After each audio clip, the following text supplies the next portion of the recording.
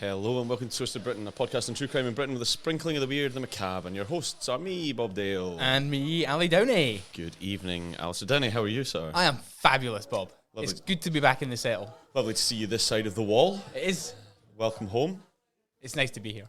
It's nice to be back up. You had a lovely trip this week, I believe. I did. Before we jump into the episode, we've not had a proper chat since you come back, so we'll do this just now. No, I was up north in Torridon. Torridon is a very beautiful place. Gorgeous up there. Yeah. We were up at the hostel. Ah, did you stay in the hostel? Very nice. Yep, stayed in the hostel with a massive group of friends. Good bit of walking. We did a little walking. Because we're days, imminently days away from you turning another circle of the sun. And that's, I believe, what you were celebrating. It is, yeah, I was up there and it was an early birthday celebration. It was debaucherous, Bob. There was so much booze. Debaucherous, very good use Oh of my language. God. It was the cocktails, the strawberry daiquiris. Oh, you treated yourself. Treated yourself well, did you? And the grasshoppers. You ever had a grasshopper? What the fuck's a grasshopper? It's incredible. It's like drinking a mint aero, No, I'm out. but after two of them, you're a bit wobbly on your legs. A bit bubbly inside. Yeah, Very good. it's glorious. That is the one and only arrow joke I think I'll ever make. Ever. Yeah, cap that right there. I also think anything chocolatey with mint in it should be binned. No, you have to have one of these. I'm making you a grasshopper. I've got No. half the makings in my bags, actually. Absolutely not. You can get me some double cream and some ice right now. Did you just ask me to cream on the podcast? Yeah. Great. We'll go from there into a lovely segue about the... Oh, fuck, I don't know. Yeah, we haven't recorded in a while. No, it's been a wee bit. Uh, We've both been very busy. I've moved down to Bournemouth. Yes. It's lovely down there, by the way. I haven't moved anywhere. No. The couch. No, I haven't. Not quite yet. Not quite yet. I'm sure it's on the cards. We're getting there. My shed's fairly well insulated. I should be fine. But yeah, we are on a mission journey this evening. Yeah. To make up for not recording in a couple of weeks. Yeah, we're doing a big ass double. And since you were the one that fucked off, you have to do all the work tonight. That seems perfectly reasonable. I'm ready. Well, I have done the work. Not all the work, because this is actually a trilogy, and I've only done two so far, but... So you've written 2/3 of a I've written 2/3 of a trilogy. I feel like that's probably happened on more famous trilogies than this one. It has. But we're going to go with this as the one we have to tell you. Yeah, and it's good. I went down a rabbit hole in this one. Yep, and you've told me literally nothing about this. Yeah, almost nothing. You got like a 4-line text a month ago. Which I'm 100% certain I read. Yeah. And then forgot. Right. So, but you have made a couple of, I don't know if promises is the right word, but a couple of statements about this. You have already told me, if not to take away from you at all, that you're not going to talk about the perpetrator's name at all. No, we don't need to talk about this perpetrator's name at all. It'll become apparent probably halfway through the first episode why I'm not going to talk about his name. And everyone will probably know the case as we continue. It's not a super well-covered case, but actually a fairly, I wouldn't say in-depth, but an enlightening documentary's just come out on something. Amazon Prime? On Amazon Prime. Okay. About the same case. Other streaming platforms are available. Yeah. Which it's all right. It's a tentative touch at the story, but it's not in-depth at all. Sahom actually was consulted on it. Oh, okay. Well, we always enjoy anything that Shaham does. He came up recently. I listened to I know you guys were going to listen to the Podcasters Roundtable. We did listen to it. Featuring 5 of our very good podcasting friends. And Shaham was mentioned on that as well by Stuart.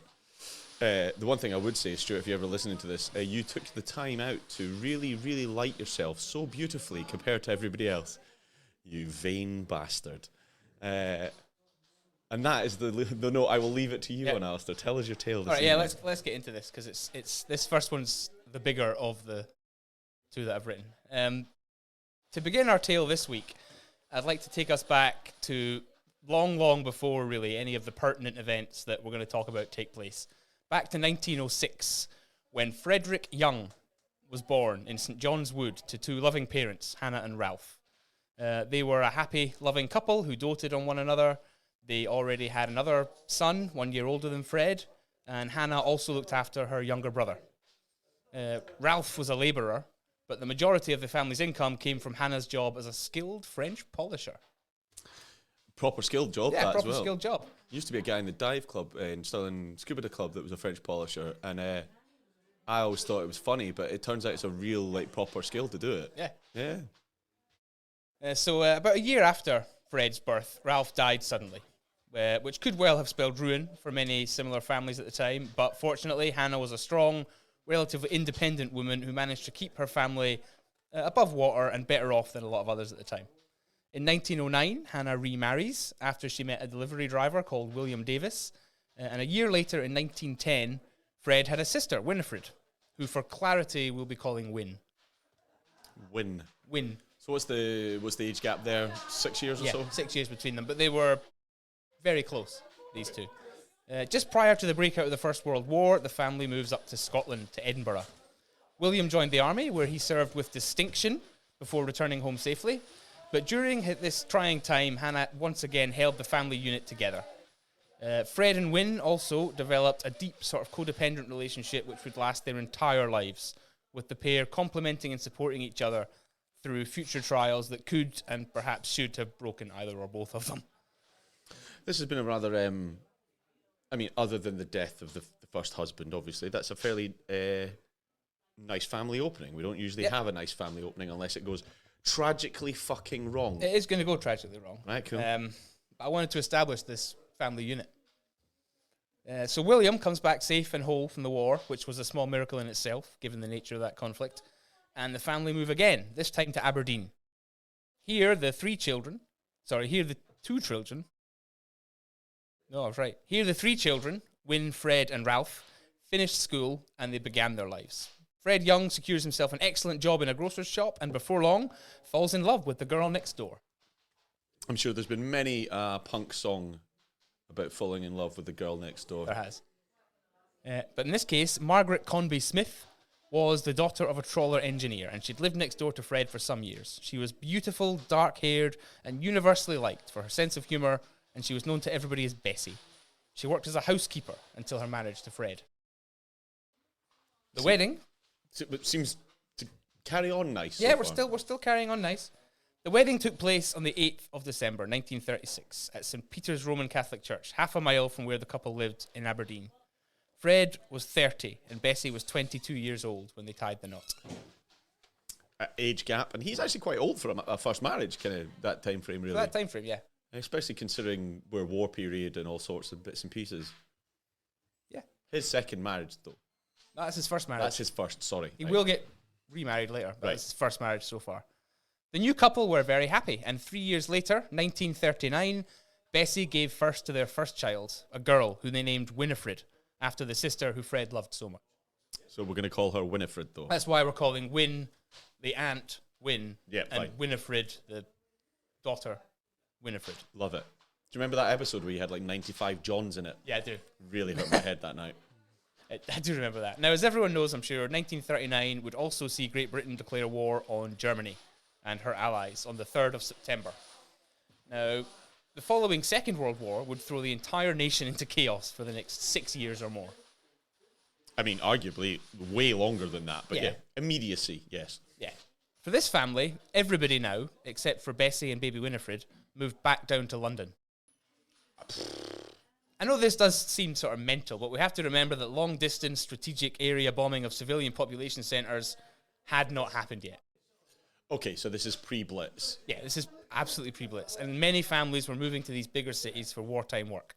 Because the immediate thought that you have of families is fleeing from London, that kind of, I was going to say kinder transport, but that was the German version of it, the kind of moving the children to the country, rather than bringing them to the hub. Exactly. I know, it is weird. So the two families settled in Neasden, which lies 13 miles from Charing Cross. They actually stayed at 31 Links Road.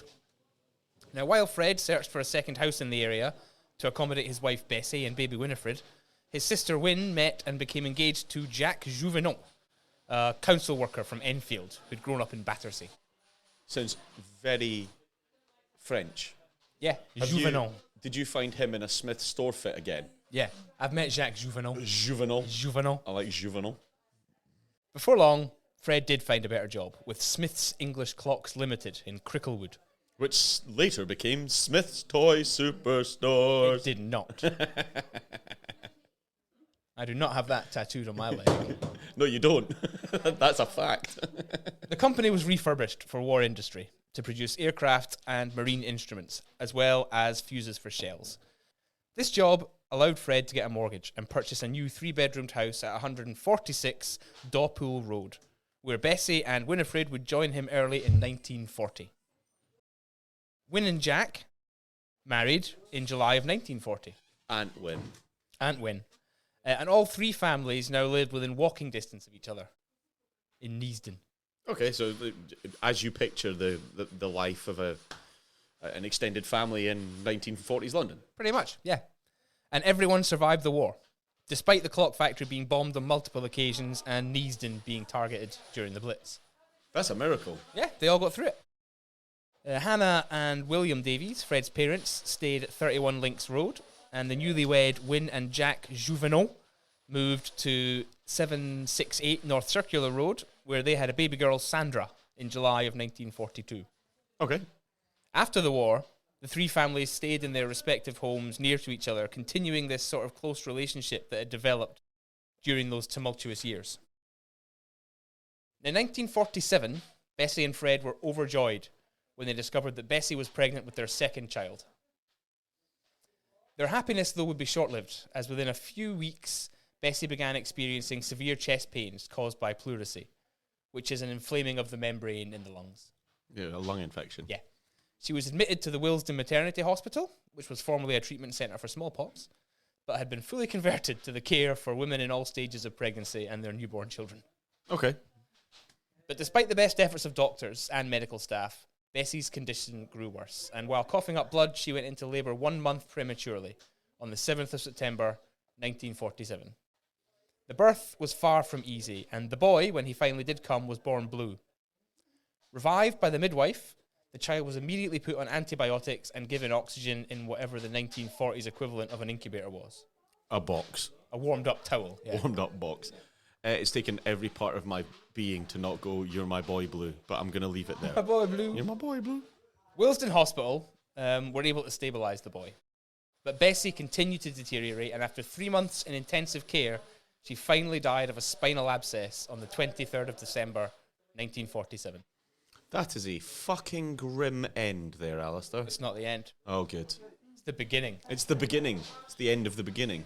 Fred was devastated at the loss of his wife, and he was unready and unable to take on the near 24-hour care of his newborn son or his now 8-year-old daughter, Winifred. So, Winifred went to stay with Fred's parents, Hannah and William. Yep. And the boy was cared for by Fred's ever-loving sister, Win. Aunt Win. Aunt Win. This was done as a temporary measure for the sake of necessity, as opposed to any lack of love or affection from Fred. Win would become a second mother to the boy, and he quickly developed a close relationship with her.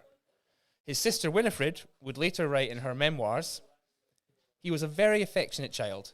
He called my aunt and uncle Auntie Panty and Daddy Jack. My father used to take me round the corner to see him, and together we pushed him out in his pram. Number 768 was right opposite the swings in the Welsh Park, and it was pleasant to watch the sailing boats on the reservoir. Sandra," that's Win's daughter, "saw more of him to begin with than I did, as they lived together. There were no signs of jealousy between them, and they managed to get up to some amusing tricks as a pair." Okay. At this point, I like Auntie Panty. That's... Auntie Panty. Yeah. So at this point, he's a fairly healthy young child for all intents and purposes. Some shit happened in that family that I said was pretty nice to start with, but we've spanned, 3 decades in that in your synopsis so far.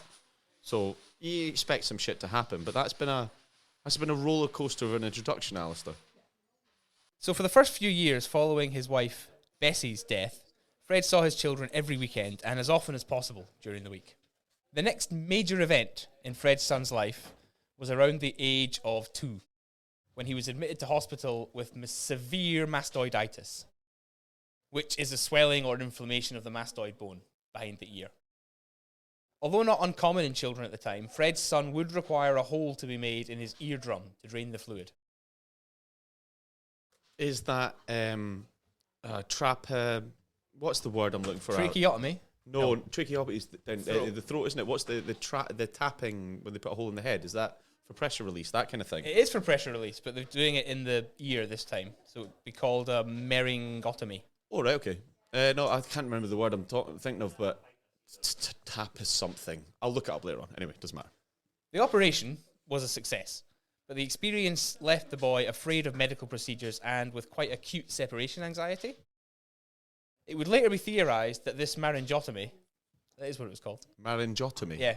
It's a great word, actually. Maryngotomy. I mean, horrible process, good word. Yeah.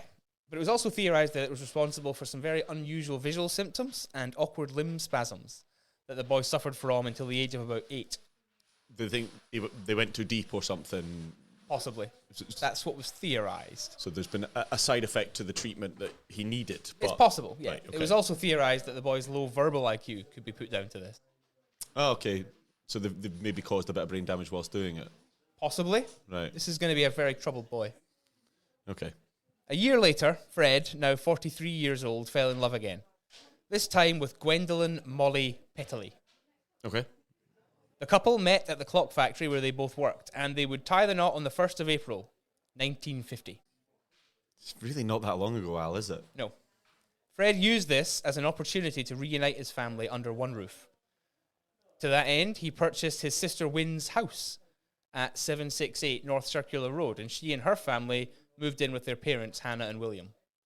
So by reuniting the family, they didn't go into generational and aunties and uncles. It was just to bring his immediate family. Yeah, it was to bring his immediate family, his 2 direct blood children, and his new wife into one household. Okay, fine.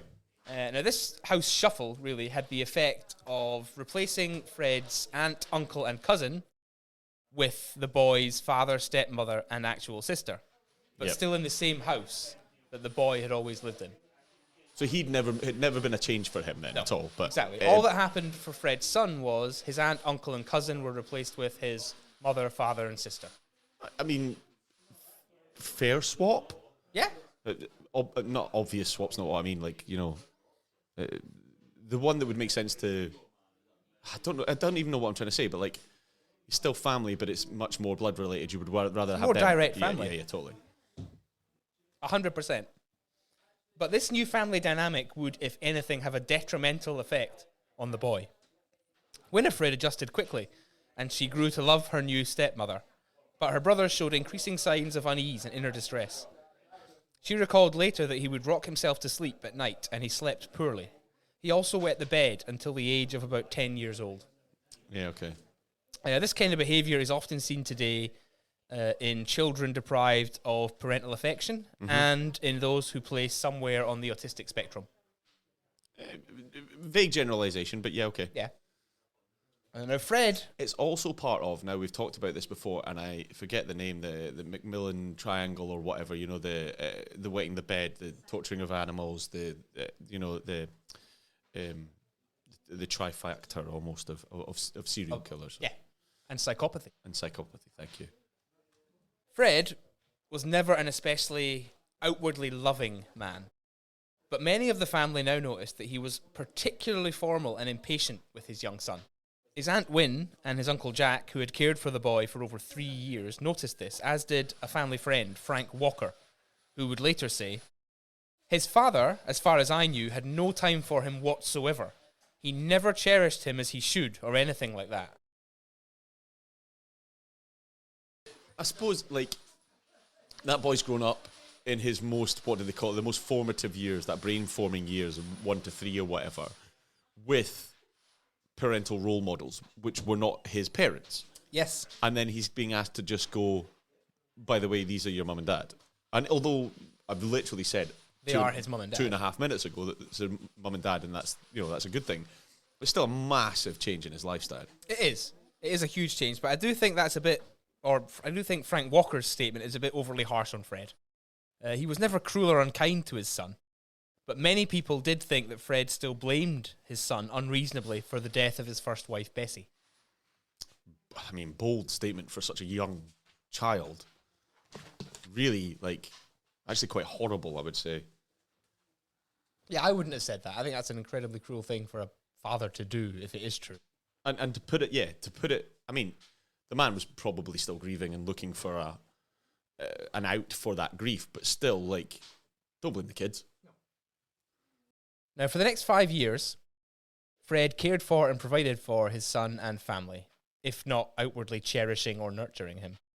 There were some small concerns for the boy's often odd behaviour and apparent lack of empathy, but otherwise, at this point, he was a fairly normal, if slightly introverted child. Yeah. I'm sorry, I have nothing else, but yes. Yeah. 1955 would see the beginning of major changes to Fred's son's behaviour and personality. The turning point from the family's point of view was when he was struck by a car on the North Circular Road. Shit. He would have been about 8 years old at the time, and the accident was very minor, with the boy sustaining no apparent serious injuries. I mean, he's still been hit by a car. Yeah, exactly. There's trauma involved in that. Yeah. I mean, And the family, at least, observed a major, severe change in his character following this accident. Right, so he'd had it done. Yeah. It wouldn't be 40 mile an hour on the North Circular at that time. The cars wouldn't have been going that fast. I wouldn't have imagined. I'm literally Probably not, no. stretching my mind to think what 1950s car speeds would do, but you're not doing... He's not been killed. No, so absolutely not. There was no outward injuries, but that doesn't mean there was no unseen inward injuries. Now, whether as some of his family did believe the accident was the trigger, or as later psychiatric evaluations theorized, there were already underlying emotional developmental issues that were simply coming to the fore as he grew older, what is sure is that his character altered rapidly and notably after this point. Following the accident, Fred's son's love of reading grew. However, his subjects of interest were becoming concerning to his father and stepmother for a boy of 8. He read volumes of books on the occult and on pharmacy. He developed a near obsession with Adolf Hitler and all things Nazi. He read Mein Kampf and Goering's biography with relish, as well as books on Joseph Stalin and Kaiser Wilhelm II. He started collecting early World War II German propaganda, news clippings and stuff, and he spoke of how he thought the Nazis had the right idea. Fucking don't look at me like that. I'm absolutely not biting at that. No? When you started, I was going to go, did he start a true crime podcast? But then you went right down the Nazi route, and I'm leaving it alone. He didn't start a true crime podcast, but I'll tell you what he did do. When he was 10 years old, in school, he organised an anti-Jewish rally. Oh, good. Yeah. Wow. For which he was taken around every single class and forced to apologise. Fuck yeah. Got a lot of time for that school. Yep. A lot of time for that school. You know, you've got to admire his commitment. Do you? No. No. No. The boy's interest in the occult continued, and he was often found carrying a plasticine voodoo doll in his pocket with pins in it, which he said represented his stepmother, Molly. Not a fan. Not a fan of stepmother Molly. No, they had a very poor relationship. Molly would actually talk to the local librarians to try to stop her son from borrowing books that she considered inappropriate. Like Mein Kampf. Like Mein Kampf. I've got a story about Mein Kampf that I'll tell you off mic later on, Ali. I know when I have an issue with somebody in life that my first stop is the local librarian. Yeah. Because they are the ones that can fix things. Yeah. They're sorted. They know some shit. Well, this upset the boy quite considerably, and he started drawing pictures of her gravestone and leaving them around the house. They bore the epitaph in hateful memory of Molly Young. He's still only 8 years old. He's got some really, I don't want to say too much because the boy's been through a drill to the brain and a car accident. So something's happened. I think we can surmise that he's had a brain injury at least once. Yeah. However, I could do with some nurture and care. Yep. Another behaviour that caused Molly concern was his habit of stealing her perfume bottles to inhale the fumes. Dude was getting high. He was getting high on perfumes. The boy's other obsession, which he consumed books and books about, was pharmacy. Or to be more specific, toxicology and poisons. I mean, to be honest, sounds really... We've both done that. Yeah, we have, I know. We had the Anarchist Cookbook as children. I'm well aware of this. The Jolly Roger site. We actually made napalm in your garden. Do you remember that? Shh. Oh, yeah, sorry. Don't. We never made napalm in the garden, Mum. Yeah, no, that's not It definitely was the dog that burned the carpet. It was. Stop revealing all my childhood secrets. Now, the boy's knowledge on the subject that we're talking about here, toxicology and poisons, was extensive. And often more than a little disturbing. Whenever any member of the family had to take any medication, he would take great pleasure in telling them the horrible symptoms that they would suffer if they took too much. He upset his sister, Winifred, and his cousin Sandra when they had to take aspirin by describing its effects in moderate doses on an empty stomach, which are fairly grim, to say the least, actually. Not good at all. No. Now, before we move into Fred's son's time at grammar school, I'd just like to take stock quickly, if we will. We see a boy lacking in empathy and clearly emotionally underdeveloped, whether through biological or environmental imperatives, it doesn't matter. Bedwetting and rocking yourself to sleep at the late stages he was doing it are often either symptoms of autism or the result of deprived love or affection. And we're not going to stretch into the nature-nurture debate. It's absolutely not for us. No, not right now. We don't have any time. way to do. The boy also experienced night terrors, and he would later tell medical staff at Broadmoor about peculiar frightening attacks that he suffered as he went to sleep, when phrases and slogans repeated in his mind and images would shrink and grow in his vision. The boy's got some issues. He's got a lot of issues. Just before he went on to grammar school, as a reward for scraping through the required exams, Fred bought his son a chemistry set. Does not sound like the right thing to buy him. Yeah, this might show how sort of disconnected he was to his son's potential problems, because as you can imagine, this was like throwing fuel onto the fire of the boy's obsession. I get it. Like, I understand providing your child or your with something they're into. However, based on the circumstance that we can look back on, as we've talked about many a time in the podcast, hindsight is a million times clearer. 100%. He was probably just trying to buy his kid something nice that he'd like. Yeah. But it's a fucking bad choice. It's a terrible choice. Before long, Fred's son had learned how to extract ether from his mother's perfumes. Sick. And he was now inhaling those vapors regularly. He's a smart wee bastard then. I know. He's high functioning and highly intelligent. Yeah. He is. Now, in high single doses, diethyl ether causes nausea, lightheadedness, and dizzy feelings. Euphoria as well, and it can also cause hallucinations. Don't take ether, kids. Did you just do a public service announcement? I did. Fucking hell. Ether bad. I'm coming out strongly against ether. Coming out shit. I think we're going to get that on a t-shirt. Twisted Britain says ether is bad. Yep. Right, okay, cool. It is bad, but it was quite used. Sorry. It is bad, but it was quite widely used recreationally in the mid to late 1800s, actually. Especially in Ireland, where it was seen as a safer alternative to alcohol.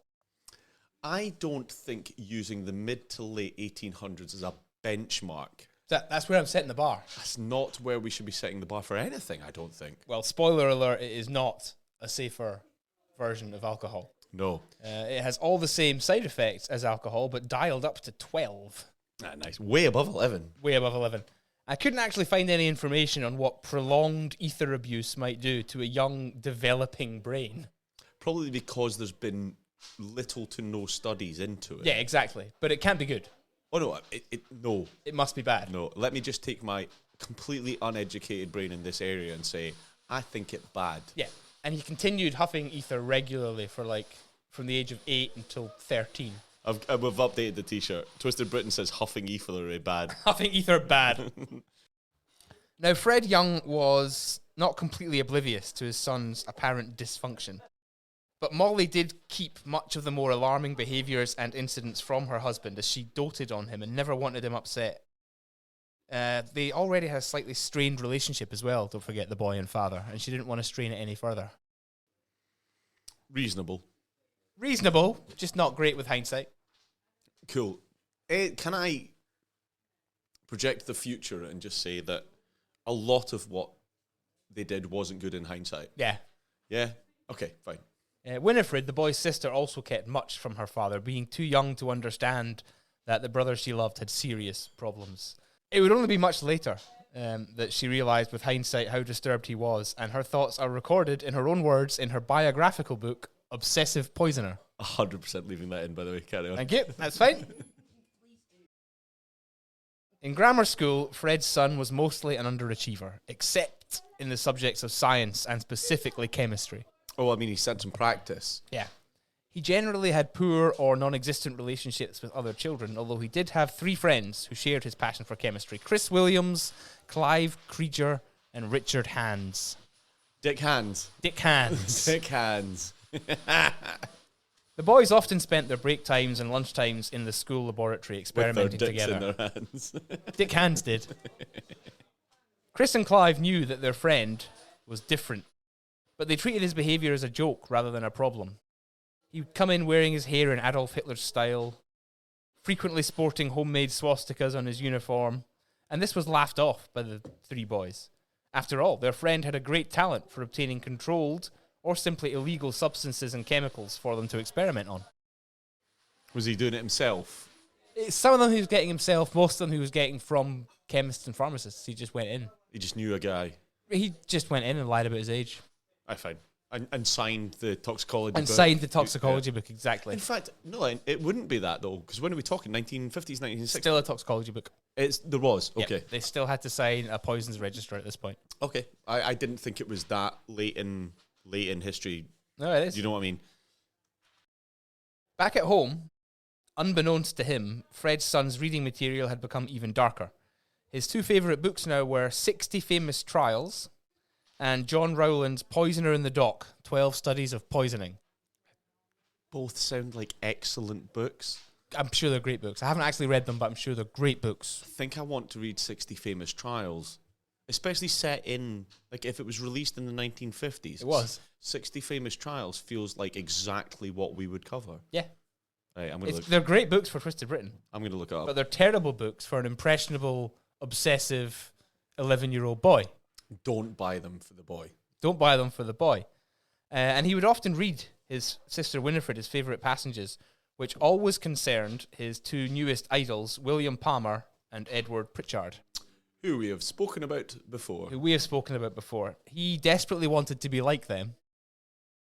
His greatest wish from the age of 10 was to be the world's greatest poisoner. Right, I mean, I like that he's setting a goal. Yep. I don't like the goal he's setting. No, bad goal. Like his ambition, just don't like his goal. I think Willie just won the Doms. Woo! Poisoners and poisons had quickly become the boy's main obsession. After his stepmother, Molly, found several vials and small jars of suspicious substances in his bedroom, he began hiding his acquisitions in a disused shed not far from his home. Oh, so he knew he was doing something wrong. Oh, yeah. Like 100%. This is a high-functioning, intelligent person. He's just socially inept. And he wasn't playing, I don't want to say playing the fool because I don't want to make light of that in any way, but he 100% just went, well, this shit, I shouldn't have that. I'll hide it in the shed. Yeah. Right. Most of the chemicals Fred's son obtained came from reputable pharmacists, where he would lie about his age to obtain controlled substances that were not legally allowed to minors, but that weren't technically illegal. Okay. He enjoyed experimenting on animals that he'd caught, feeding mice and cats and insects small doses of poison like digitalis, arsenic, cyanide, and antimony, and then recording the effects as the poor creatures died. I'd like to interject just mildly at this point, and I don't know whether I'll leave this in or not, but I listened to an episode of the Infinite Monkey Cage this week, and they were talking about poisons. They had 2 professors in toxicology on it, and I found it really interesting. They were talking about, because how many times have we talked about strychnine and arsenic and stuff like that in the podcast? The synthesized poisons like arsenic and strychnine are like infinitely less powerful than a biological one. Yeah. So things like Belladonna, digitalis, and snake venom and all that kind of stuff. The difference in use is incredible. And the fact that how many times have we spoken about arsenic poisoning, the humbugs? Dozens now. Yeah, exactly. And it has to be loaded and loaded and loaded and loaded to eventually kill. Whereas when you talk about biological effect, it's like 15 minutes.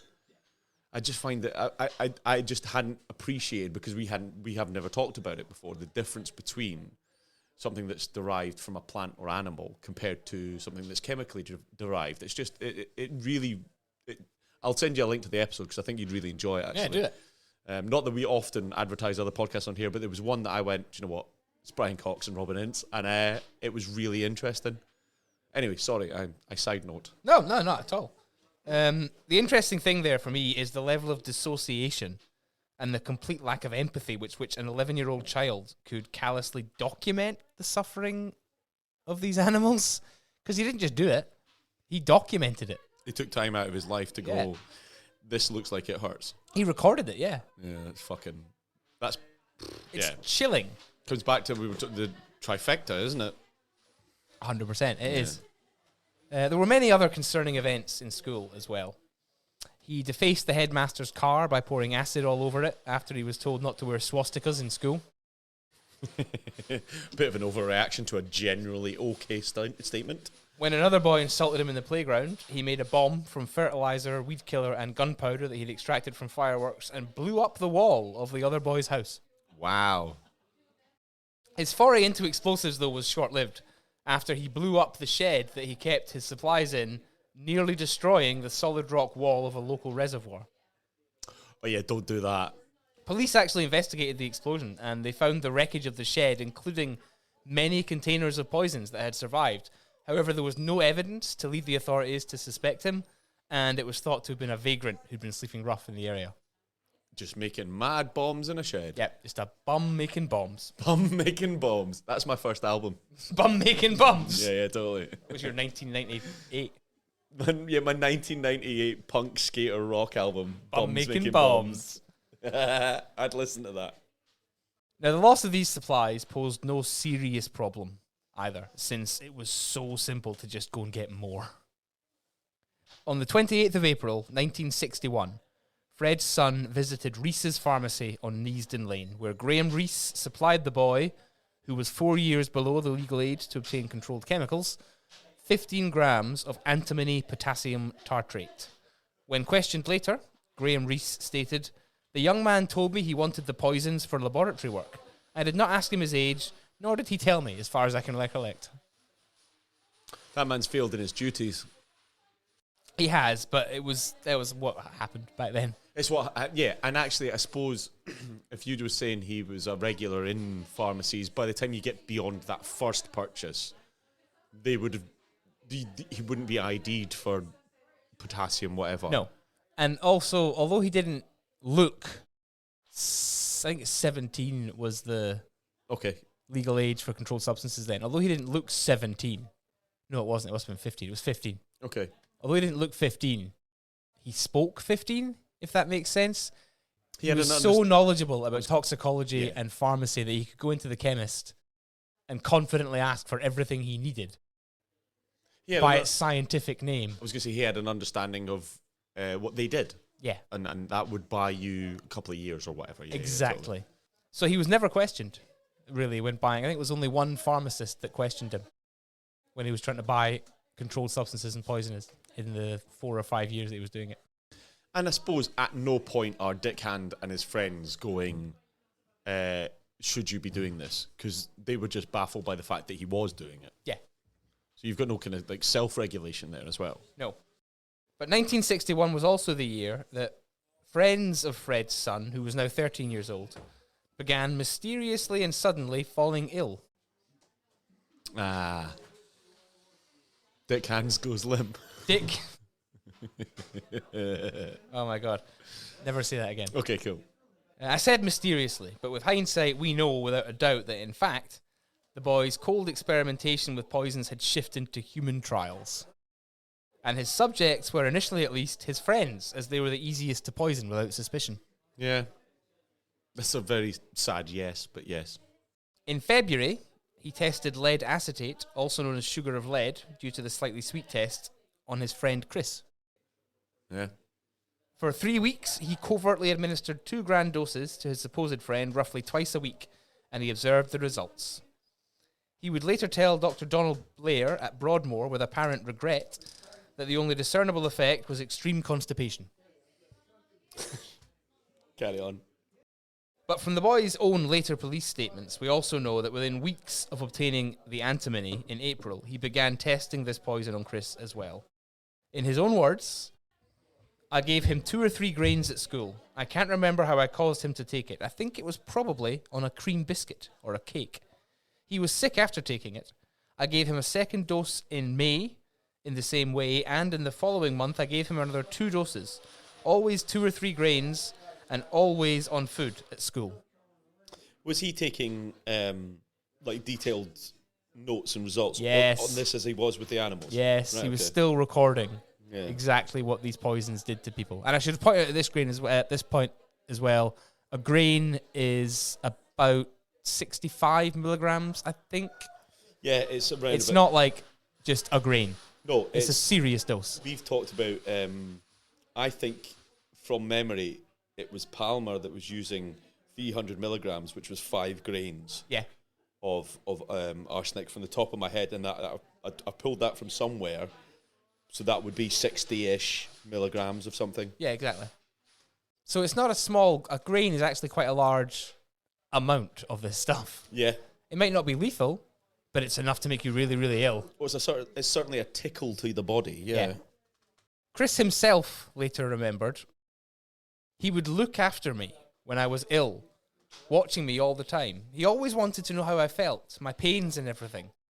It used to take me about a day to recover. So the dude was like, he wasn't just documenting the fact of the implementation of the poisons and observing.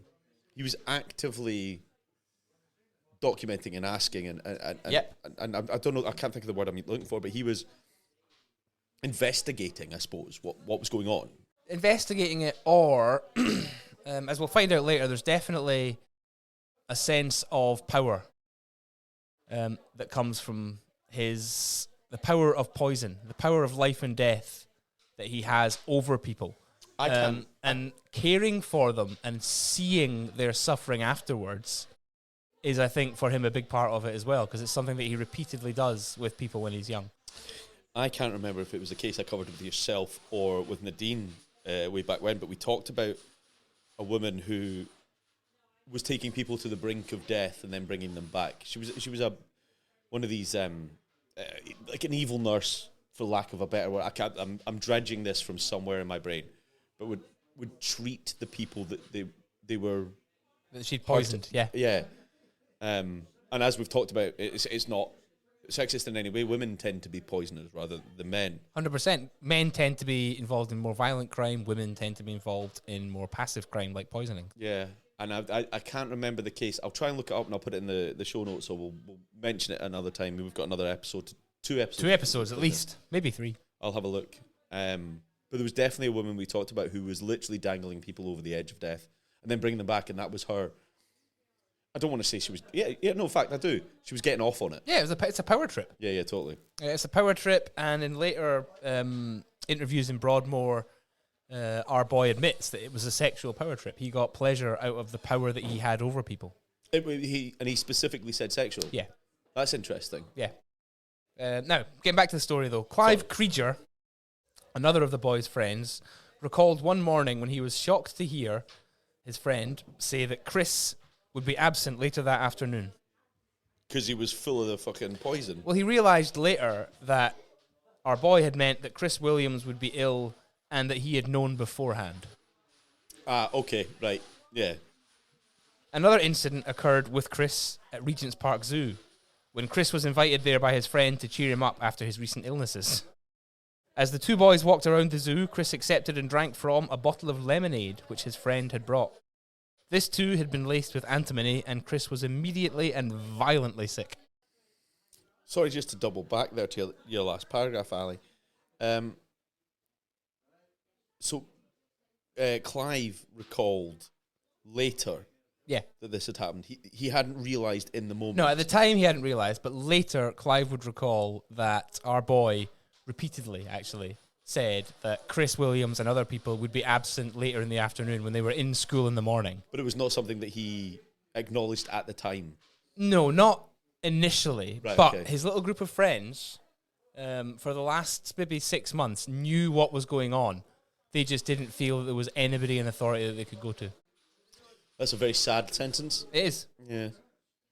It's a very sad sentence. Fred's son's other friends, Clive and Richard, also experienced bouts of unexplained sickness caused by systematic poisoning by this troubled youth. Despite having suspicions, none of the boys felt that they could come forward and talk to anyone about it, since they had all obtained illegal poisons or chemicals from their friend for their own harmless experiments. This little group of friends also knew that Fred's son had made other classmates sick on previous occasions by slipping them small doses of poisons, but they assumed that as they were his only real friends, he would never poison them. A mistaken claim. Very mistaken. Clive, in his own words, would later remember that his friend always carried a vial of antimony potassium tartrate or some other drug in his top left-hand pocket of his school blazer. He referred to it as his little friend. He would often get it out and pass it around. "This is my little friend," he would say, and chuckle over it like a gangster with a gun. I mean, no, not to out you much here, Ali, but while we were at school, you carried some weird shit about with you. I did. But if you carried a bottle of antimony about, I'd have taken it off you. Yeah. I feel like, and I don't even think that needs hindsight, I genuinely At the time. would have taken poison off you and gone, no. No, Ali, you do not deserve this. It's not for you. Very fair. However, the other weird shit you carry, we just let you carry on with, to be fair. And look where we've ended up. But never mind. In a pub. During later interviews with Broadmoor Medical Superintendent Dr. Patrick McGrath, Fred's son admitted that from the age of about 12, he realised that experimentation with poison stimulated him sexually. He always carried poisons, referring to the vial as his little friend, as he derived a sense of power and security from knowing that he had lethal doses of poison on his person. So it is literally just power gave him a hard-on. Yeah, it's a power trip. Another classmate would recall, he always got angry over talk of sex or home life or parents. If someone told a dirty joke, he would storm off and sulk. He got so angry once in a school lab that he tried to chloroform another boy. Come here and smell my rag. Never, ever say those words again. I'll do my best. I can't make you these promises, but I will do my best. Never. Absolutely never. Fred Young's son didn't restrict his experiments to his friends and classmates either. Fred himself would later state, "I can't recall whether he started poisoning Molly or me next. Maybe he started on both of us at the same time. Whichever it was, Molly began to have these frequent attacks of sickness, diarrhea, and excruciating pains." Right. His son was in fact poisoning his friends and family at the same time. And with the antimony then? With different poison. I was going to say, that's what I was racking my brain for there. That's why you'll see me glazed slightly. I was trying to work out what those symptoms are. Because that's not strychnine or arsenic. No. He used antimony in his family. And apart from one or two occasions, he used other poisons on his friends. And was he, from what we know, sourcing them directly from pharmacists, or was he still... No, he was sourcing them from pharmacists. So he wasn't extracting at this point, okay. He probably was experimenting and extracting things from plants because he could, but what he poisoned people with, he got from pharmacists. His little friend he'd bought. 100%. Right, okay. It's worth noting, actually, that the boy chose this poison, antimony, for his family specifically because he believed it was the most likely to be missed in any autopsy, and any death would be put down to natural causes. Oh, how wrong he is. Is he? It's not... everything leaves a trace, we know that. 100%? The only one that doesn't, let's go Sherlock Holmes on this, is we could go insulin. But antimony leaves a trace. There are side effects associated with the use of... 100%. So, I mean, I would understand if he was using specific, not antimony, but if he was using specific poisons to alleviate the pain that went with something. There is a possibility for using a poison to knock somebody out before they die, if you know what I mean. Maybe not knock them out, but zombify them, for lack of a better word. But they all leave a trace. True. His thinking, at this point, I think, is that if he poisons different people with different poisons, There's no trace back to him. the side effects won't be traced back to him. No one's going to think, because these are very obscure poisons. Yeah. You're right. Antimony, thallium, digitalis, they all have their specific markers, which you will find. But if you have one death from antimony, one death from digitalis, one death from thallium, you're not going to link the three. You're not automatically going to assume that's the same person. Exactly. Whereas if you have 3 deaths, all of which show the signs of belladonna poisoning, you're going to test for belladonna. It shows and I hate to say it, but it shows a level of intelligence in what he was doing. He was stupendously intelligent. Because normally with poisoners, they go with what they know. So you become a strychnine poisoner or an arsenic poisoner. I know I keep saying the same two, but they're the ones we've covered the most. Strychnine, cyanide, arsenic, they're the classics. And it's because people know how to use them. Yeah. The fact that you are varying your hand as such is it shows a level of intelligence isn't the word I want to use, but it's the word I've got here. It shows a certain level of intelligence, but it also shows a frightening level of premeditation. Yeah, that's probably the scary part. If you know what I mean. You've thought about that so much. You've not decided to poison someone.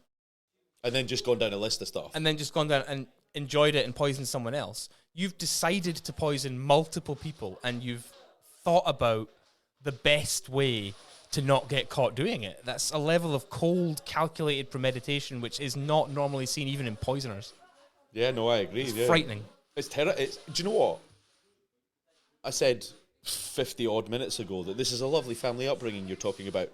It's descended from that into terrifying, actually. Yeah. The level of, you're right, premeditated decision based on what he's doing is terrifying. It's scary.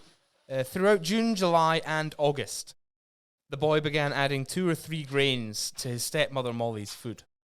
Okay. As time passed, he observed that much like arsenic, she began to develop a resistance to the drug. So he made the doses less frequent but far larger to see what would happen. So he wasn't trying to kill her then? No, not yet. No. He's not trying to kill these people. He's poisoning them to see what will happen with non-lethal doses. And he's trying to find the line where the non-lethal dose is. Yeah, kind of. And he's recording everything. It's fucking mad. He was also simultaneously poisoning family meals, adding antimony in non-lethal doses to Sunday dinners, which would leave the whole family with painful stomach cramps, vomiting, and diarrhea. This might seem counterintuitive, since he obviously got sick along with his family. So what I was literally about to ask you was, did he ever take it himself? Well, yeah. By this point, through a mixture of research and experimentation, he'd become a veritable expert on non-lethal doses. And it had the added effect of delaying, if not eliminating, suspicion, since he was also getting ill along with his family. Smart but stupid. These, again, are the boy's own words from given police statements. I started experimenting at home, putting sometimes 1 and sometimes 3 grains onto prepared foods, which my mother, father, and sister all ate. I must have eaten some of this poisoned food occasionally, because I became sick as well. I know that after eating these prepared foods, my family were all sick. My mother went to our doctor about her sickness. He knew what he was doing. Yeah, sorry, I'm just catching up with what you said there. He was 100% willing to get ill to not get caught then. Yes. Let's Forget getting caught. He was willing to get ill to see other people suffer. Do you think he was doing it as well to understand the notes he was taking? You know, I know you talked to me. He was asking Chris a lot earlier about how did he feel? What was it? Quite possibly. You'll see that in people who lack empathy, that they'll try to in some way experience what other people are experiencing because they can't in any way live vicariously through others. They don't have the empathy. I genuinely think that although he was highly intelligent, and he was highly, highly intelligent, and he knew that his actions were wrong, and he knew the consequences of his actions, he only understood them in the abstract sense. There's a difference between knowing X is a lethal dose and understanding Molly will no longer be here ever, ever, ever. Okay, yeah. If that makes sense. Do you think part of that then plays into the fact that he was taking it himself? To feel a level of understanding of the pain that people were going through? Yeah. Yeah. Sorry, I'm just spitballing at you here. No, not at all. My mind's absolutely fucking fuzzled right now, Ali, but I carry know. on. Even the boy's Aunt Wynne, who had once doted I remember Aunt Wynne. Yeah, Aunt Wynne. Liked her. Looked after him for 3 years. Even she wasn't spared his deadly attention. One evening in August, after drinking tea at her brother Fred's house, she was on her way to the cinema when she was suddenly overcome with dizziness and nausea. She would later realise, I was violently sick outside Neasden Station. It probably took about an hour from the time that I must have eaten the poisons until I began to feel the effects. So she knew she'd been poisoned. Yeah, the family are slightly suspicious at this point. Of him? Yes. The indirect family, Aunt Wynne, Uncle Jack, Sandra, they're suspicious. They will no longer eat food served at the Young house. But Fred, Molly, and the boy's sister, Winifred, they are unwilling to believe right up until the end that he could possibly do this. Right. And they have, there's tons of rationalizations that they use. Maybe he was using a mug for his chemistry experiments and accidentally left it out. Maybe this, maybe that. Grasping at a bit of something that he's not doing. Yeah, but the idea that he could maliciously, deliberately, coldly, and callously poison them, they wouldn't accept until basically he was in the stocks at trial. By September... Sorry, Ali, just before you jump on. Still 1950s here. We're just getting into 1961. Okay. I'm just trying to place in my head where we're at for executions and punishment. I know I'm jumping ahead there, but I need to get my brain in that mode. By September of 1961, Fred's son was 14 years old.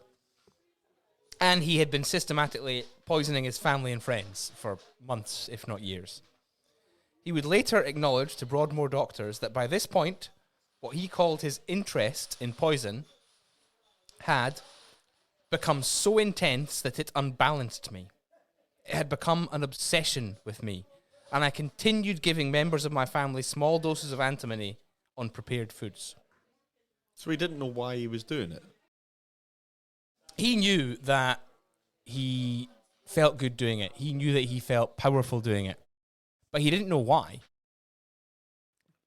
And without, if it's ruining the story, No, not at all. we'll skip this bit entirely. But and what age is he in Broadmoor?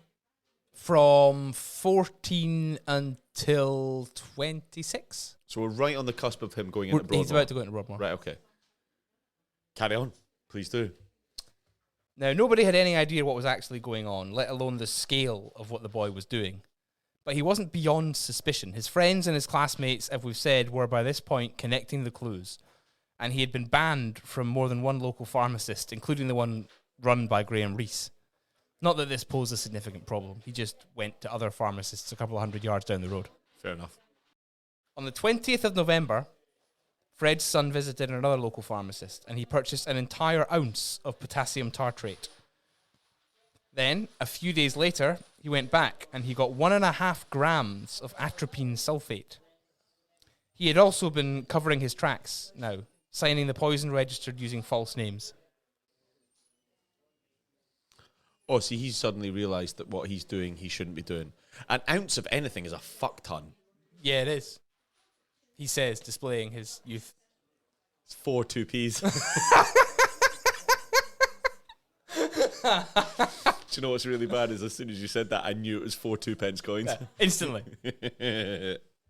Now, the boy would test the atropine sulfate within a week of buying it. On the morning of the 29th of November, as he was getting ready for school, he saw his sister Winifred's cup sitting downstairs. Sister Winifred would have been about 22. Oh yeah, there was like 8 years, Like 8 years 7 or 8 between them. years between them. Yeah. He quickly added a small amount of the atropine sulfate to the tea before Molly took her stepdaughter's tea up to her. Winifred drank from the mug, but she didn't finish the tea, as she detected a strange, bitter taste to it. Okay. She told Molly, who immediately not only threw out the possibly lethal liquid, but also destroyed the mug as well, for good measure. Smart. This was probably a lucky escape for Winifred, as atropine sulfate is a concentrated extract of belladonna, Yes. or deadly I nightshade. was going to say, she was in Harry Potter. Yeah, it also shows that although this family may not have thought him capable of poisoning them, they were becoming suspicious of the troubled teen. A fucking more than troubled teen, Alistair. Fucking hell. He is very, very troubled. Now, although she was saved from a deadly dose of belladonna, Winifred had ingested enough of the poison to make her very ill indeed. This is an extract from her biography, Obsessive Poisoner, describing her symptoms vividly. It was a rather extraordinary sensation. I felt absolutely unable to control my eyes. Everything was sort of coming and going, and when I got out of the train, I remember bumping into people and walking into walls. It would get worse when Winifred reached the office where she worked. As I stared at the paper, the print seemed to grow larger and larger.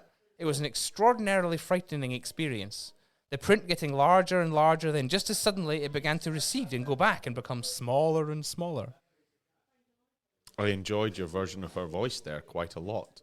I've felt like that at festivals. Yeah. In hiding in a tent. Yeah, but it wasn't belladonna. No. Concerned with her health, Winifred's boss had her taken to hospital. She was examined by Dr. Maddox, who observed, she came complaining of some unsteadiness. She was unable to read. Her heart rate was fast, and she had widely dilated oval pupils. She was unable to accommodate, and she could read perfectly at 25 feet, but not at 10 inches. Those are symptoms. Backwards. Her eyes are fucked. Those are symptoms of atropine poisoning, and atropine is a registered poison. Yeah, it's the symptoms of many other things as well, but yeah, It is. atropine on this occasion. But also, in this case, in medical terminology, accommodation here refers to the eye's ability to change focus from distance to near objects. The shifting. Exactly. Okay. Winifred was shocked by Dr. Maddox's diagnosis, but still didn't suspect her little brother of deliberately poisoning her. Instead, as we mentioned, she assumed that he'd been using her mug for chemistry experiments and some residue of something had been left in it. He's making some sick cups of tea in this mug. That'll be chai. Chai. Tastes a bit funny. Or that green stuff where you need to drink it through a straw with a sieve on the end of it. No. Fucking mad. Towards the end of 1961, members of the family really began to suspect that something odd was going on in Fred and Molly's house. Fred's sister Wynne had banned her daughter Sandra from ever eating anything while at the Young house, and also from accepting any gifts of food or liquid from the boy. Take nothing from the boy. Yeah. Molly definitely also suspected her stepson, but could never quite believe that he was deliberately poisoning them. By this point, though, his school friends knew the truth, but still felt unable to tell anybody who might have done something about it. Clive Creature would later be interviewed for the third season of a 1996 documentary series, Great Crimes and Trials of the 20th Century. The episode was entitled The Compulsive Poisoner. Okay. And he said, gradually, as he realized that I could appreciate what he was doing, he began to tell me, and to hint to me that he was poisoning people, and his mother was very sick. Over a period of time, it became that I knew that he was doing it, and he knew that I did, and he didn't even try to hide it. He often used to discuss it, and he would tell me how ill his mother was, or what poison he was using now. Towards the latter part, I remember he showed me a graph. One axis of the graph was what he said was the state of her illness, and the other axis was when he was giving her the poisons. He was dangerous, he was evil, and I was afraid of him.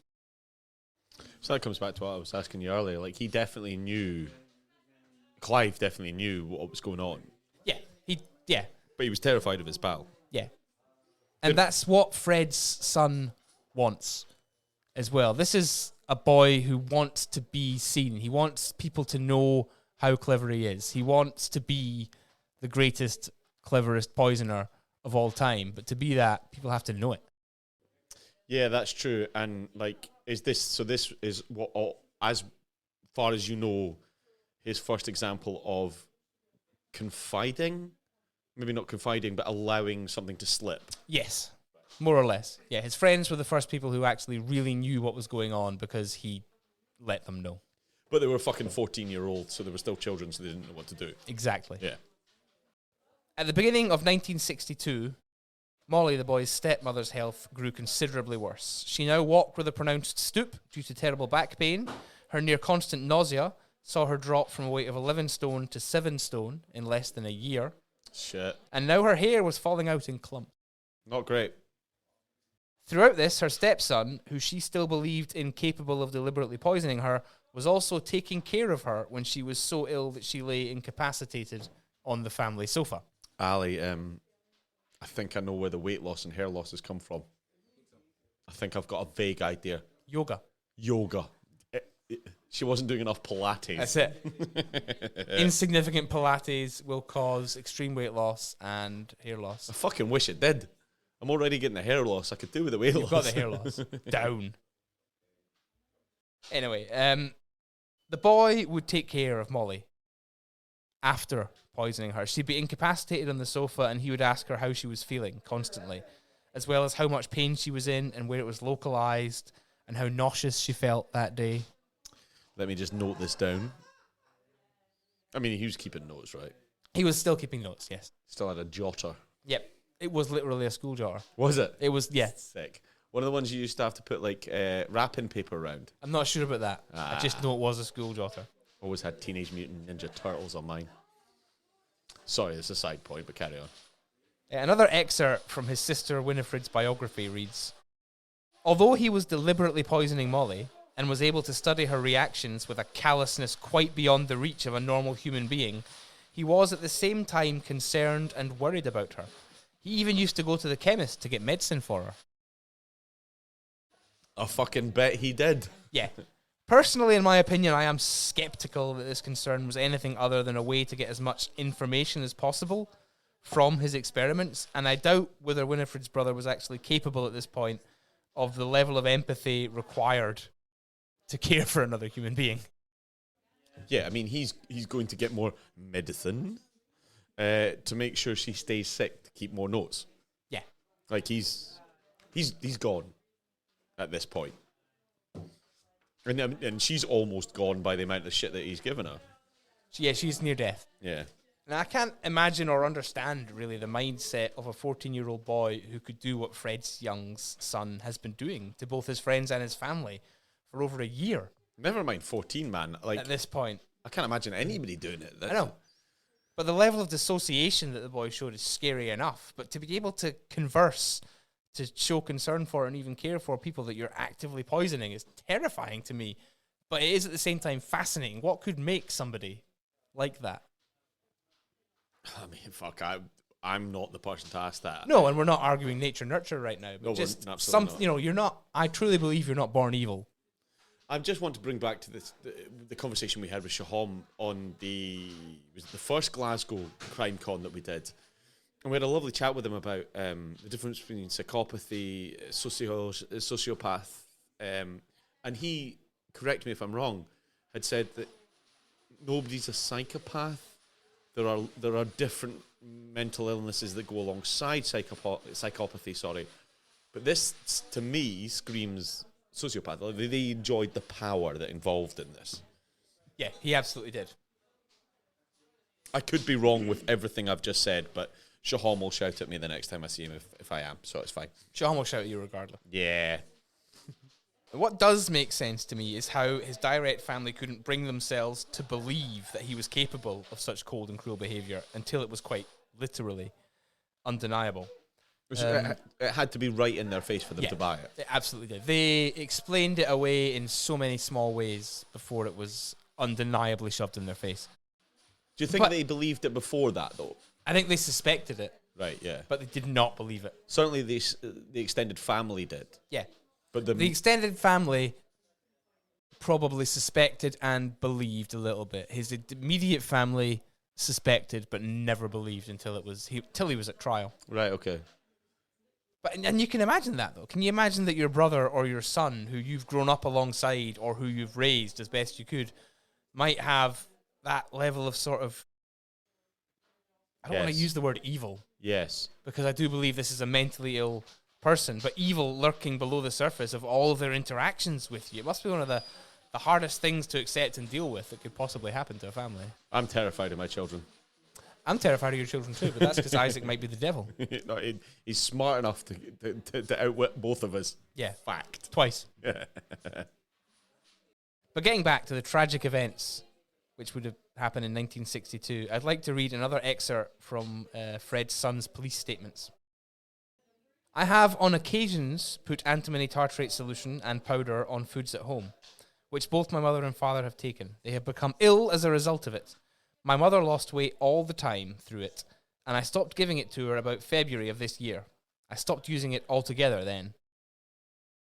So he was never oblivious or unaware of what he was doing. No, he was fully aware of what...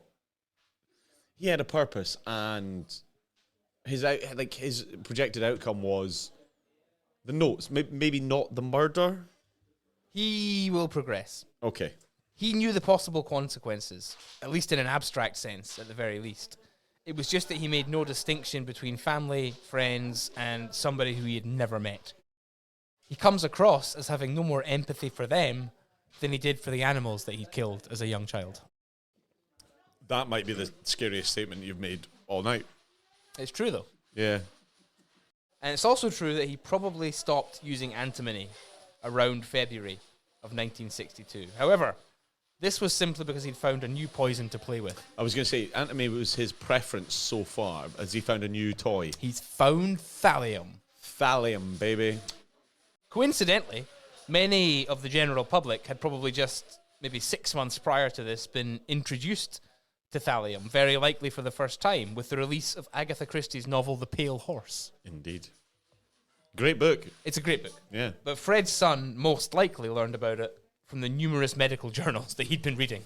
You said earlier he was reading books about poison. Yeah.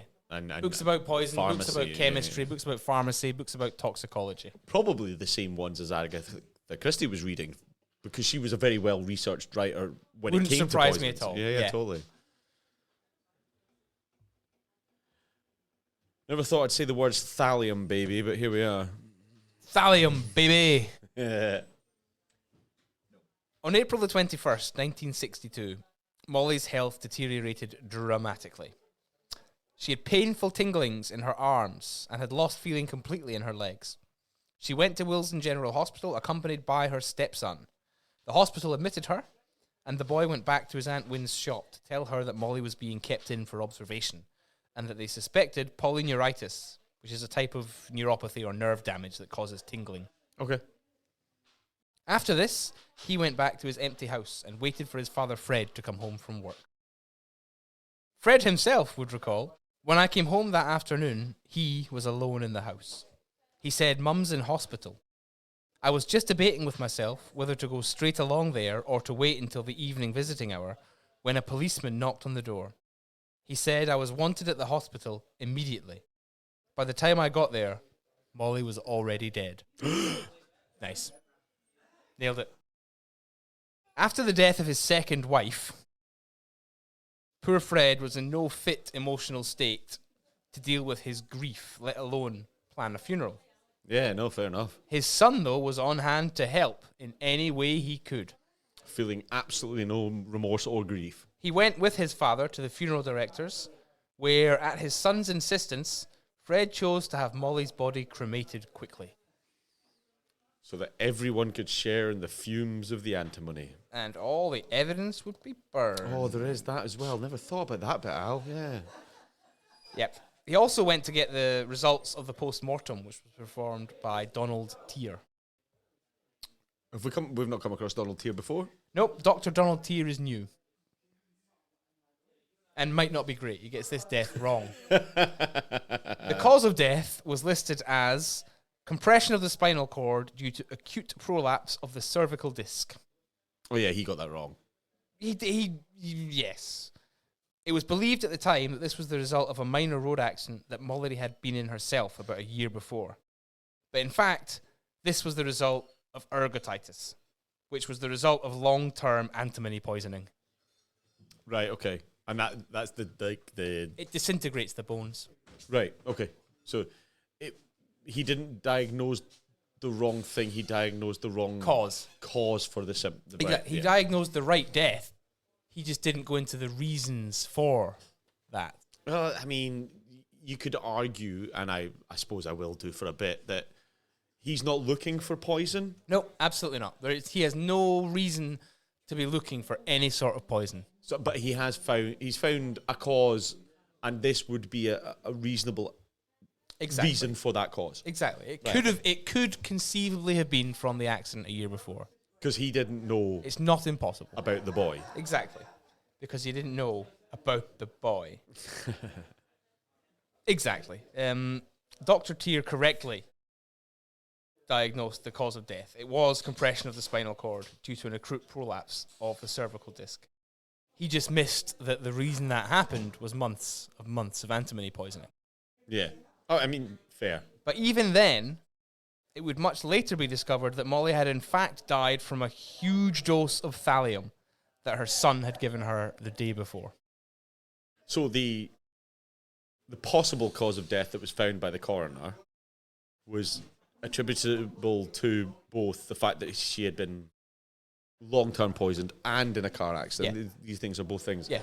But he missed the fact that he'd heavy loaded her. Yeah, with thallium. Which, again, is fair enough. You're not going to be testing for thallium. This is a very unusual poison right now. I mean, and to be honest, would he be testing for any poisons? No. Wouldn't He be wouldn't be testing for any poisons, but even had they been testing for poisons, you'd have to suspect thallium to test for thallium. Because I suppose different things would be tested using different chemicals and to attribute them to what it was. Exactly. Okay. Sorry, sometimes you just need to let my brain process, Alistair, but we're getting there. Why don't you process away? Molly's ashes, following her rapid cremation, were scattered at Golders Green on the 27th of April. 1962. In the following days, Fred's health, which had been failing for a year, became increasingly poor and continued to get worse over the next few weeks. He too went to the doctors repeatedly, and his sister Wynne even accompanied him on one occasion to try to convince the GP, Dr. Willis, that her nephew, Fred's son, was poisoning him. But Dr. Willis didn't believe her. He did, however, arrange for Fred to be admitted to hospital and for extensive blood tests to be done. Ah, that's a good thing, right? Extensive blood tests are good. Yeah, good. I'm on board with them. Wynne insisted on accompanying the boy whenever he visited his father in hospital. Winifred, his sister, was also present, and she later wrote, "He was completely callous and totally detached, as though he were in no way connected with the suffering figure in the bed, just watching and studying him as though he were an insect or a small animal being experimented on by a scientist." Aunt Wynne seems like the most sensible adult we've met so far. Yeah, she is. On the 20th of May, the results of the blood tests came back from the London Hospital Medical College. The whole family were present when they were told that Fred's blood contained arsenic and his urine contained antimony. He's been poisoned, Al. They also told him that he had severe and irreparable liver damage, He's been drinking. which he would live with for life. No, that was the antimony. Oh, that was the antimony. Okay, cool.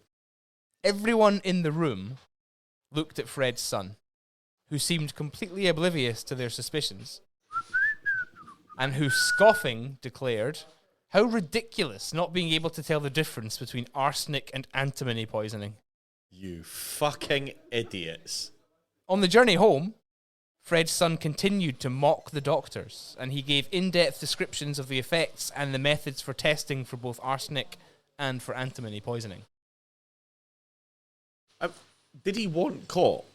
He wanted everybody to know. How good he was. Whether he wanted caught or not is another question, but he wanted everybody to know. Because that's a fine line he's painting there. Like, Yeah, it is. you should test for this way. Well, why? Why would I do that? What do you know that I don't know? It's a fine line for painting, but it also shows a complete lack of understanding of the emotions in a room as well. Yeah, absolutely. Yeah.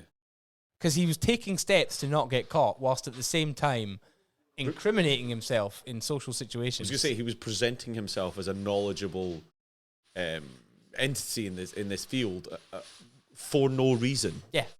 Other than look at me. Yeah, exactly.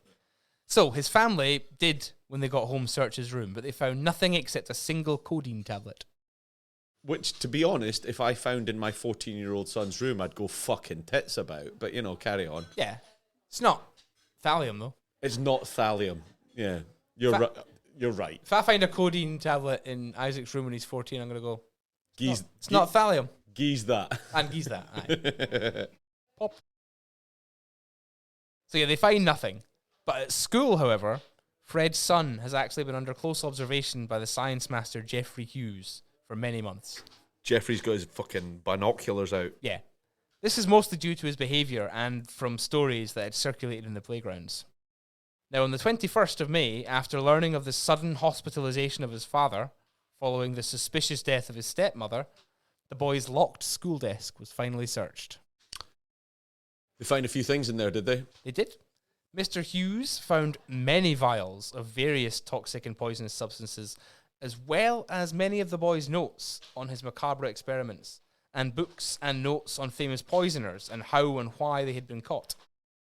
That was his safe space where he was keeping shit. Yeah. They also found a handwritten notebook titled Handbook of Poisoning, Diagnosis and Treatment, written by the boy. Sick. Like, he'd really gone to town on this. Yeah.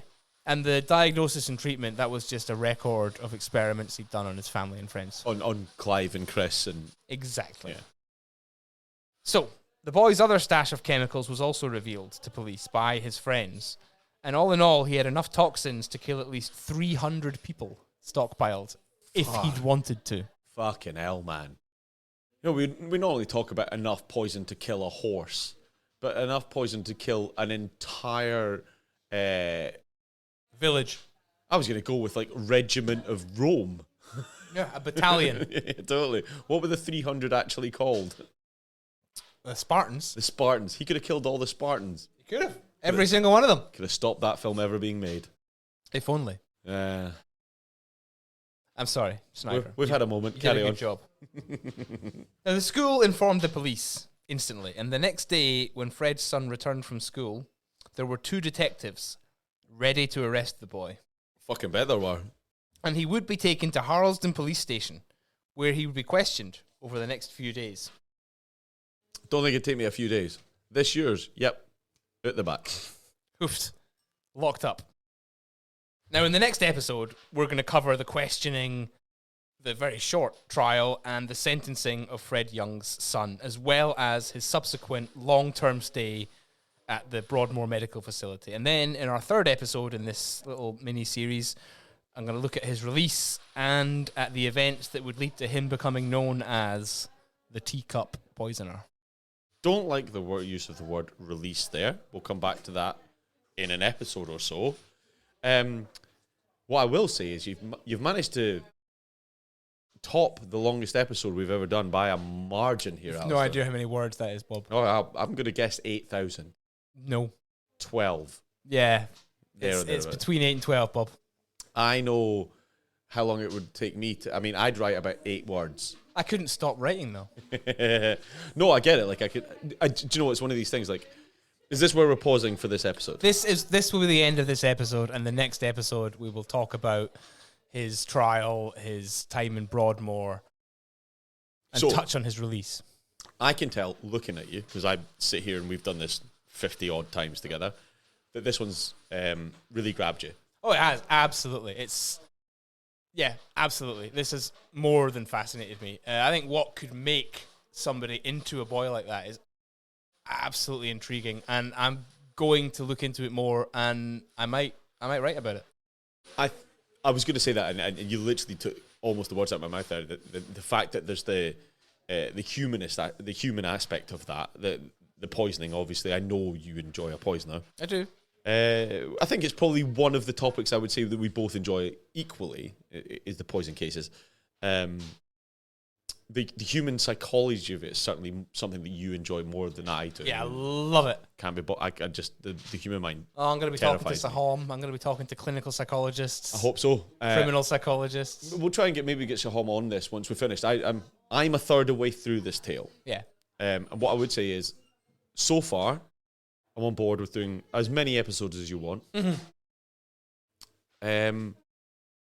I don't know, like, without going too into it, like, we've made, as we do, we talk around about it as we go through these things. I'm terrified for this boy's mind. Yeah. It really confuses me where you can get to somebody that, A, is being allowed to read Mein Kampf at 8 years old by their parents. I think that's something that could be addressed earlier. May I spitball that? Yeah. But at the same time, you don't want to stamp on a quest for knowledge and intelligence. So you're never going to stop somebody reading, but that reading has obviously turned into something else. But it's not been the reading that's done it. There's been a do you know what I mean? There's that rolling effect. Yeah. I mean, I've read Mein Kampf at, I think, 12 or 13. Never read it. I have. Never read it. I wouldn't suggest it, to be honest. Don't intend to be honest. It's one, it would just anger me, I think, probably. But yeah, do you know what? Let's not go into the thank you for this, Alistair, that was a good episode, because we have more to come. Yeah, we do have more to come. So pause here, wait for next week's episode, and we'll have another chat beyond that. As always, you can find us anywhere you subscribe to a podcast. And if you've liked what Alistair has told you this evening, which if you have made it this far and didn't like it, why the fuck are you still listening? It's true. Just as a observation. But if you do like it, you can find 100. In fact, last week's episode was the official 100th. Woohoo! There we go. I thought the 100th episode was the one where we got absolutely hammered on whiskey. It was, but it wasn't the one that was named 100 in the sequence. All right. Because we've done 120 odd Why episodes. did we get hammered on whiskey then? Because we like getting drunk on whiskey. Anyway. I enjoyed it a lot. Doesn't matter. My favourite episode. I was minging when I got... You were more minging than me. I didn't know where I lived. No, you literally phoned me on the way home and went, what's my address? I was like, dude, I don't know. I had to text Sarah. You text Sarah to find your way home. To ask her where I lived. I knew I lived in Pullman, but that was about as much as I'd got. I was at home asleep on the couch by that point. There was no point in me going upstairs then. Anyway, if you've liked this amount of nonsense, you will like all of our nonsense. Please do look up the podcast on whatever social media channel that you use. You can find us. Where can you find us, Alistair? You can find us on the Facebook. Yeah, good. And on the X, gonna give it to you. X gonna give it to you. And on the Instagram. Well done. Thanks very much. And on the Spotify. Not a social media, but yes, you can find us on Spotify. Sweet. Anywhere you download your podcast, you will find us. Please do take 10 seconds out of your day to hit 5 stars or whatever. In fact, smash the like bar. Smash that like bar. If there isn't one there, complain to whatever website you're using that there isn't one, because I feel there should always be one. And with that, I will leave you with a thank you, love you, bye. And a thank you, love you, bye. Thank you, love you, bye. I can hear myself. Thank you, bye.